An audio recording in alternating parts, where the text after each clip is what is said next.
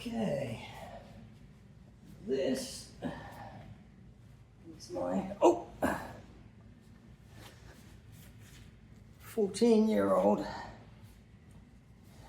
heeler, or mostly heeler, Australian cattle. Her name's Lottie. She's used to having her claws done, but it takes her a minute to get used to it. And she's very good at putting up with all this stuff, as you can see. I've already done her front claws a couple of weeks back. I left the back ones knowing that I would be doing this. And the way that I have been doing her claws, in fact doing all my dog's claws over the last God knows how many years, is with the Dremel generally. And in the past I've always used this thing, or these kind of things, you know, these little discs or drums, abrasive drums, and they generally work pretty well. A couple of issues I found with them over the years is, one, you've got to be very careful that they don't get the nail too hot. It would be very uncomfortable for the dog. And two, whenever I change it out, or you know, we put draw bits, or my wife uses it for jewellery stuff, you know, you've always got to use the different jaw sizes, so it's always a pain in the backside doing that. Recently on Amazon I got this new one that fits the Dremel. I don't know if you can see that. It doesn't actually use the Dremel chuck. It just screws directly onto the Dremel thread, which is great. Don't have to worry about trying to figure out what little jaws it needs. And this thing is like a diamond coated abrasive, and it's shaped nicely, you know, to work on a claw, and it also has like a dimpled end there, so you can sort of touch the ends of the claws as well to get a nice shape at the end of the claw. The other thing I like about this is that it tends to absorb more of the heat than the other thing does. So rather than the dog's claws getting hot and burning, this thing just heats up a little bit, but not enough to cause any problems, but it just absorbs some of the heat that otherwise might have gone into the nail. So that's, and I would say if I wasn't, so. Anyway, so she's ready to go. Her back claws are never that bad compared to the front. They tend to wear down quicker than the front claws. And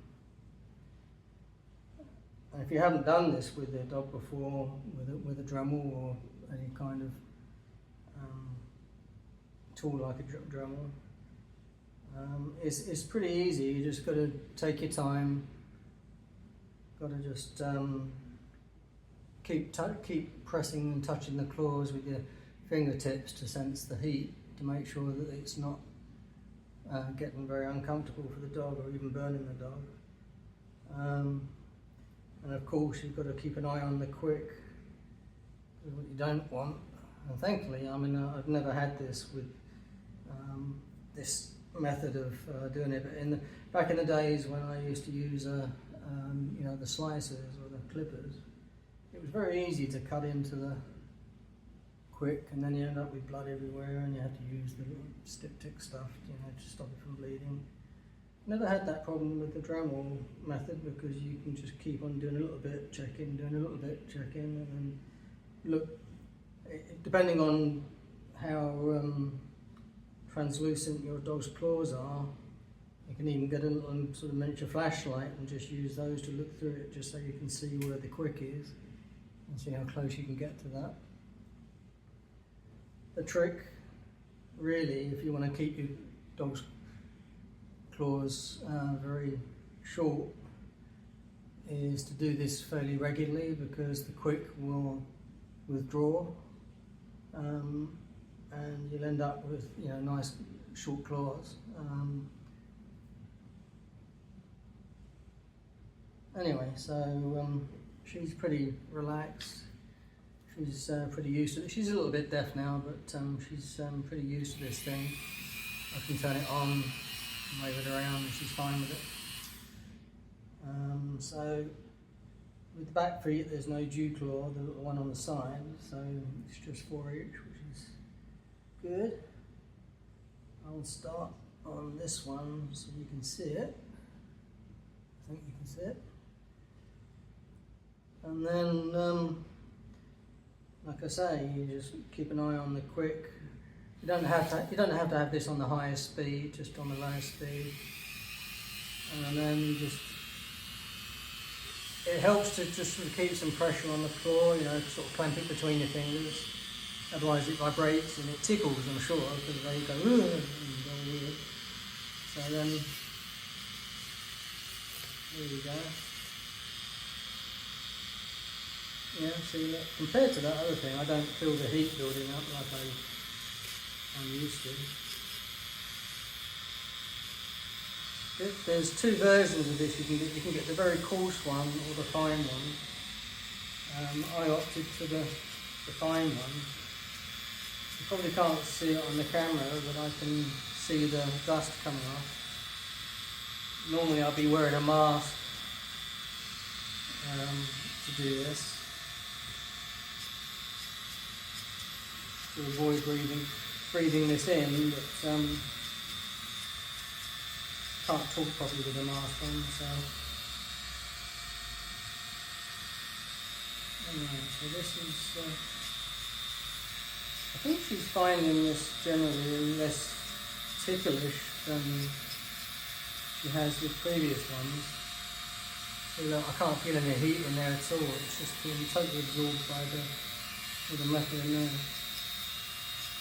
Way better than the other thing.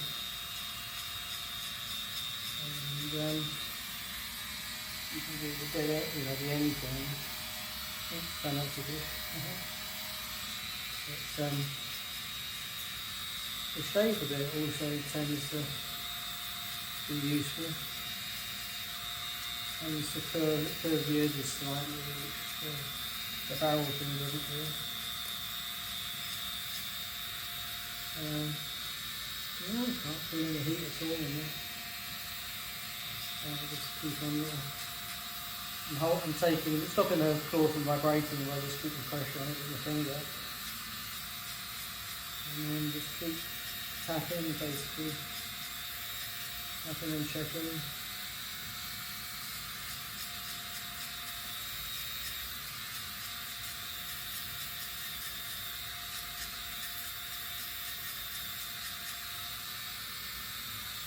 You can do it that way.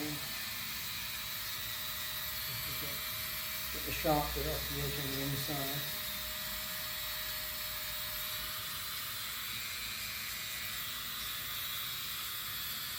This is smooth.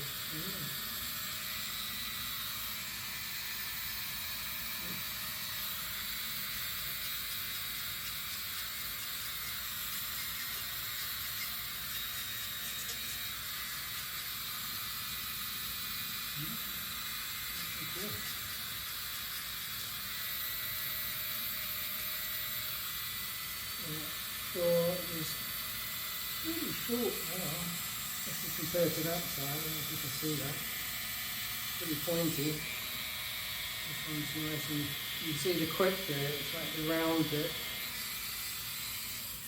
See the round bit of the quick starting to get pretty well defined now, so probably getting close to the point where she's going to feel it before it starts to bleed. So I think I'm pretty much done with that one. She's happy. Looks like she's got a bit of a, she had a tick going on there or something. I'll check that. Anyway, that's That's how I go about doing my dog's claw cutting. It's, if you have a dog that's not as relaxed about it as she is, she didn't like it, she didn't used to like it, but she's gotten used to it. It just takes a bit of time, and you know, if she gets hurt, then obviously she's not going to want to do it again. So the trick is just to be very gentle. If she starts getting, or he or she starts getting a bit agitated or whatever, then yeah, just let them get up and walk around a bit and try again a bit later. And eventually they just get to realise that it's just one of those things that's got to happen, and you know, they just get used to it. And she's fine with it. Always helps to have a a stash of cookies nearby as well. So when I tell her to get up, she'll be expecting that. That's for sure. We're just doing the one at the moment, Lottie. You want to get up? There you go. And a cookie? Come on, get a cookie. There you go. Can't quite believe that it was just the one and it's all over so quickly. Ready? There you go. Good job. And off she goes. Thanks for watching.